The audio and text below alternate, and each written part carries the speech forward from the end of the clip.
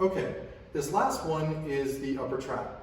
So almost every single one of your clients is going to say, I'm just tight here, I've been working, I'm stressed, I carry my stress in my shoulders and my shoulder blades. So they will blame upper trap for most of their discomfort. So whether it's super tight or not, it's a muscle group that's important to most of your clients to take a look at. Just like before, we're going to have to establish a good pretest.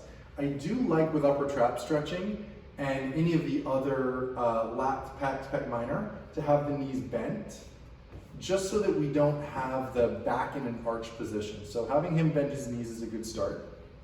I'm going to have him lift his head up, and I'm going to support under his head with my hand. So my pretest, if you remember anatomy and physiology, we've got origination high up in the neck, insertion into the shoulder blade. So for me, I want to make sure I stabilize his shoulder blade before I establish my first resistance. So I've got shoulder blade nice and stable by pressing down, and I'm going to gently stretch until I feel first resistance. There's first resistance. Do you feel any discomfort there? No. Any stretch at all? No. Okay, so no stretch at first resistance, and that's been a common pattern that you'll see in your clients as well. So then I gently work him into second resistance. Do you feel any discomfort there? A little bit, like around here. All right, so he's got to stretch down here. I always prefer with upper trap that we feel the stretch closer to the shoulder blade and not at the neck. Stretching closer to the neck is a little bit more irritable most of the time. Stretching down the shoulder blade is much better. So we've got a nice stable shoulder blade here. We're gently stretching until we get him in this position. Now, just like before, we can prime the tissue. In this case, you could prime the tissue with a lacrosse ball. So you could take the lacrosse ball and put it under his upper trap, and then, so pretend my hand's a lacrosse ball, now do a bridge up. He does a bridge, and now we've got the lacrosse ball pressing into his upper trap. If he gently rotates his head back and forth, he'll feel the pressure on that lacrosse ball change as he goes back and forth.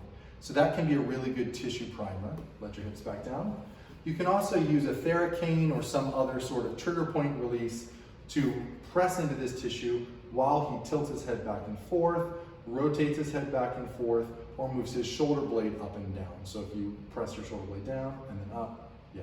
So any of those three movements can help prime the tissue while you've got pressure on it. Let's say we've done that, and now we're moving into the actual partner stretch.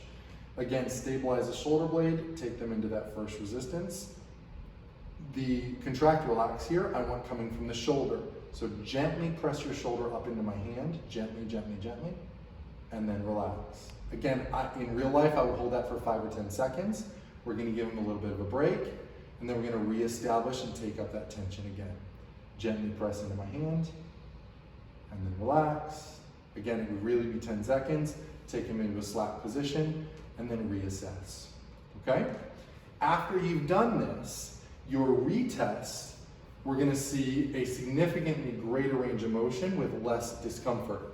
Upper trap is often tight, but not often short. So the priming and the contract relax should help them gain range of motion where you don't actually have to lengthen out that tissue. Okay? Good.